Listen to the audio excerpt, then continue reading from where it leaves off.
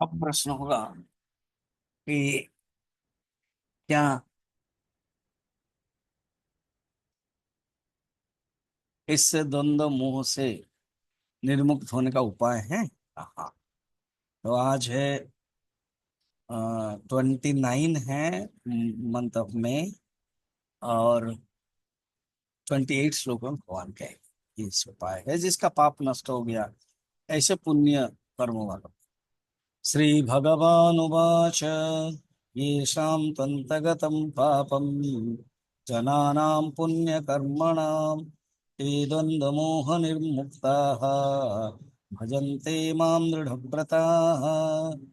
तू तू मने इंडीड विलक्षण, ऐसे अलग प्रकार के लोग, ये शाम जिसके पुण्य कर्मणाम, जिनके पुण्य कर्मकारी व्यक्तियों के पाप नष्ट हो गया, पाप अंतगत पाप नष्ट हो गया है, वैसे द्वंद्व मोह से मुक्त होके दृढ़ व्रत होकर के मुझको बसते हैं और मेरे स्वरूप को प्राप्त करते हैं। उपनिषद में कहते हैं ना, भिद्यते हृदय ग्रंथि छिद्यन्ते सर्व संशयाः क्षीयन्ते चास्य कर्माणि तस्मिन् दृष्ट परे वर। जो पर अवर, अर्थात अवर से जो पर है, प्रकृति से जो परे है, निकृष्ट से जो परे है, वो उस परमात्मा को जो अनुभव कर लेता है, उसका हृदय ग्रंथि नष्ट हो, हृदय में जब गांठ पड़ती है कि मैं जीव, या अज्ञान, अविद्या, काम कर्म जो गांठ है नष्ट हो जाता है, समस्त संशय नष्ट हो जाता है, समस्त कर्म भी नष्ट हो जाता है ऐसे। और वो परमात्मा को अनुभव करना पड़ता है। परमात्मा क्या है?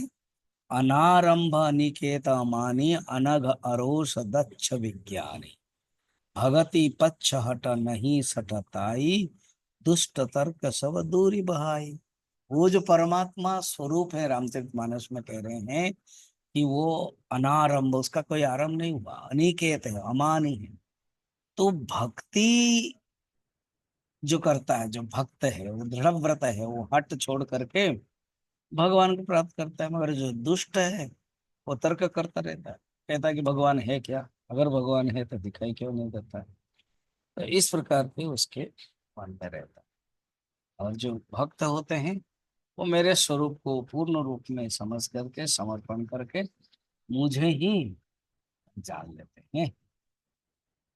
ये बात बताई। तो वो लोग भजने से